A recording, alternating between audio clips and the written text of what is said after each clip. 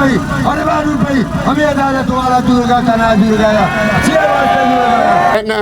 ये जब तक के एक लापता अफराद बाजियाब नहीं हुआ है उस वक़्त तक ये धरने, ये लॉन्ग मार्च, ये मुजाहरे, रैलियाँ, प्रेस कॉन्फ्रेंस से आपके साथ होते रहेंगे। बलोच अपनी सरजमीन बलूचिस्तान के लिए जद्दोजहद कर रहा है।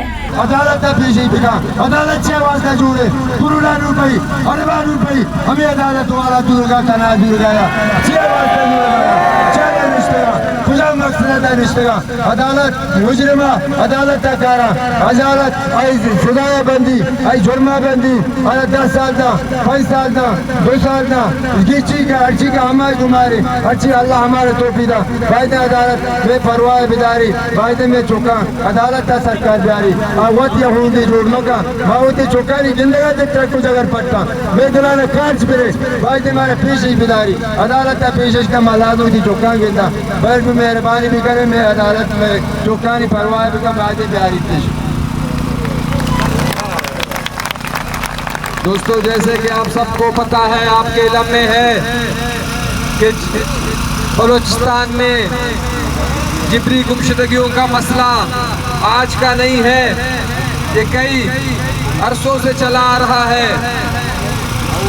मिसिंग पर्सन्स के लिए आवाज उठाने वाले, अपनी जिंदगी वक्फ करने वाले मामा कदीर बलोच भी हमारे साथ मौजूद है। मैं उनसे दरख्वास्त करूंगा कि वो आए और मुख्तसरन अपने ख्यालात का इजहार करें। मामा कदीर बलोच लॉन्ग मार्च करके यहाँ आए हैं तो ये एक लॉन्ग मार्च नहीं है, इस तरह के कई और हज़ारों लॉन्ग मार्च हम करते रहेंगे और अपने लापता अफराद की बाज़ाबी के लिए जान तोड़ कोशिश करेंगे।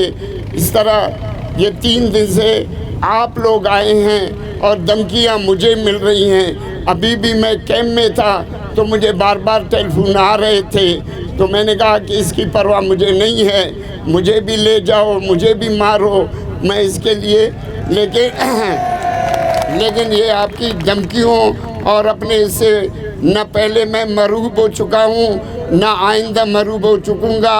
ये मिशन हमारा जो है ना, ये जब तक के एक लापता अफराद बाजियाब नहीं हुआ है उस वक़्त तक ये धरने, ये लॉन्ग मार्च, ये मुजाहरे, रैलियाँ, प्रेस कॉन्फ्रेंस से आपके साथ होते रहेंगे। हमें अभी सिर्फ आर्मी चीफ की तरफ देखना है और ISI-MI के सरबराहों से, बाकी किसी में इतना दम नहीं है। अभी अनवारुल्लाह काकर से आप क्या उम्मीद रख सकते हैं? एक चोर से, डाकू से, डरपोक से या सरफराज भुगती से हमें क्या उम्मीद रखना है? इनको इतना भी गैरत व हया नहीं है। 65,000 की लिस्ट हमने उनको दे भी दिया है, लेकिन वो कहते हैं कि 50 आदमी हैं, तो ये शर्मनाक बात उनके लिए इंतहाई अफसोसनाक और शर्म की बात है। इस तरह 14,000 की लिस्ट हमने वर्किंग ग्रुप को 2011 में दिया था, उन्होंने तस्दीक करके प्रेस कॉन्फ्रेंस की कि वाकई के 2011 में 14,000 आदमी लापता हैं बलोचों के। तो 2011 से आज 2023 ख़त्म होने वाला है, इसमें हज़ारों और भी हमारे लोग लापता हो चुके हैं।